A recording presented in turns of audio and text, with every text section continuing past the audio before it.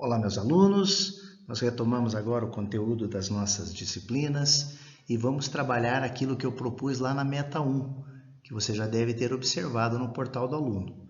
Lá na Meta 1 nós vamos ver a Terra, a sua forma e seus movimentos. Lembra que eu disse que a forma do nosso planeta é dita esférica, porém ela recebe um nome bem específico que é geóide. Por que isso? Porque ela é mais achatada na região dos polos e um pouco mais alargada na região do Equador. Isso se deve pelo movimento de rotação, que é um movimento que nós vamos ver daqui a pouco, que é semelhante, eu usei, por exemplo, a máquina de lavar roupa ou o carro, quando a gente está numa certa velocidade, numa curva, e a gente tem a tendência a ser lançado fora do eixo daquela trajetória. Isto faz da mesma forma com que o planeta Terra tenha esta forma geóide, ou seja, mais achatada nos polos e mais alargada na linha do Equador. O nosso planeta realiza, por conta destes movimentos, uma dinâmica toda diferenciada que só foi percebida pelo homem, que achou durante muito tempo que a Terra era plana, da observação de outros astros solares, principalmente os dois que têm maior influência sobre o nosso planeta. A Lua, que é nosso satélite natural, e o Sol, que é uma estrela que está no centro do nosso sistema e empresta o seu nome, né? Então por isso o Sistema Solar. O homem utilizou diversas invenções, diversas tecnologias para poder observar os outros planetas e dessa maneira comparar com o nosso planeta, compreendendo qual era o nosso formato. Por outro lado, o homem já começou a investir em tecnologias e que permitiram observar o nosso planeta de fora, confirmando o seu formato. E hoje a gente tem convicção pela quantidade de satélites que circundam a nossa atmosfera. Quando eu disse dos movimentos para vocês, o principal deles, inicialmente, é o movimento de rotação. Movimento de rotação, que é o giro que o planeta Terra faz sobre seu próprio eixo, um eixo que não é vertical, ele tem uma relativa inclinação, vou falar daqui a pouco, e que ele é responsável pela sucessão dos dias e das noites. É um movimento que a Terra faz no sentido de oeste para leste e nos dá a impressão de que o Sol se movimenta de leste para oeste. Na verdade, o Sol está paradinho lá, no mesmo ponto do universo. Quem gira e nos dá a impressão de que ele está em movimento somos nós, através do nosso próprio eixo.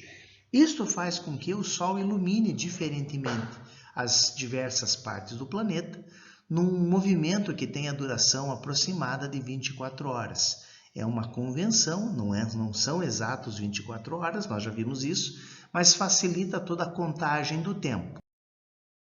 De rotação, ele não é vertical, como eu disse para vocês, ele tem uma inclinação aproximada aí de 23 graus, como tem lá no material didático, mas é muito mais próximo de 23 graus e meio. É lógico que do ponto de vista dos nossos estudos, isso não tem relevância, não tem importância.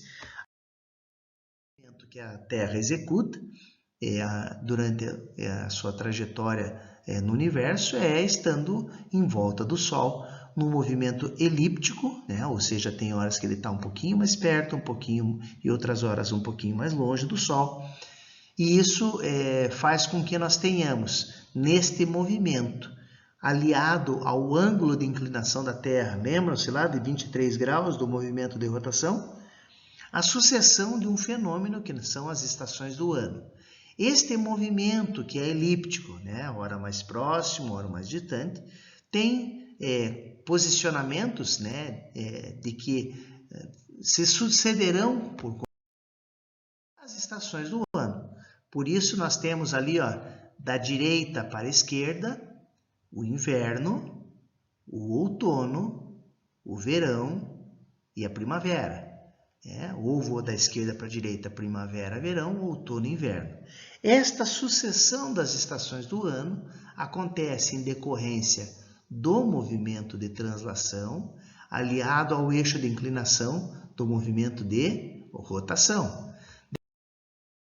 Nós temos ao longo do movimento de translação, que tem uma duração aproximada de 365 dias e 6 horas, a sobreposição das estações do ano.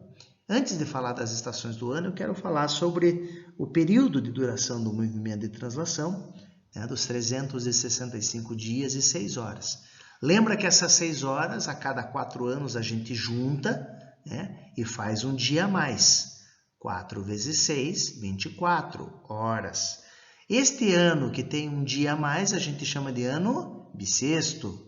Lembra também que neste ano de 2020 que nós estamos é um ano bissexto, porque nós temos lá no nosso calendário o dia 29 de fevereiro. Bom, voltando às estações do ano, nós podemos observar que nas transições entre uma estação do ano e outra, nós temos uma data muito clara, muito específica, onde essa transição acontece de estação. E nós vamos chamar estas datas de solstícios e equinócios. Solstícios e equinócios são datas específicas onde nós temos as transições entre as estações do ano. Lembra que estação do ano, sempre quando é inverno num hemisfério, é verão no outro. Quando é outono num hemisfério, é primavera no outro e, da mesma forma, vice-versa. Por que isso? Justamente pela diferente iluminação do nosso planeta pelo Sol, considerando o movimento de translação e o ângulo de inclinação do nosso planeta do movimento de rotação. Olha na imagem, nós temos dois equinócios, equinócio, equilíbrio. Isso quer dizer que o Sol ilumina de maneira igual os dois hemisférios. E temos dois solstícios, solstícios, que são as datas onde o Sol ilumina de maneira diferente os dois hemisférios com mais intensidade.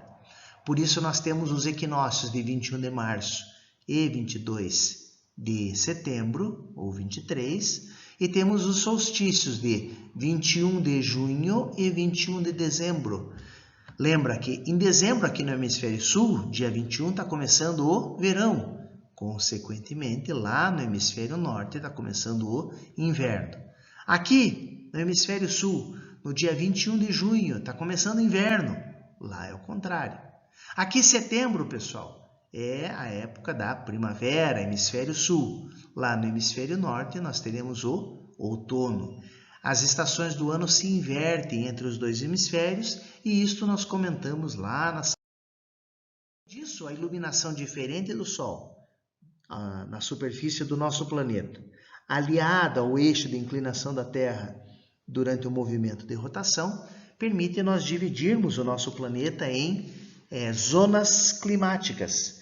Zonas climáticas que tem ali como referência a linha do Equador, né, a região onde o Sol incide com maior intensidade, e até os trópicos de Capricórnio e trópico de Câncer. Nesta região nós temos ali a chamada zona intertropical, ou seja, entre os trópicos, ou nós podemos chamar de zona equatorial, ou até mesmo de zona tropical.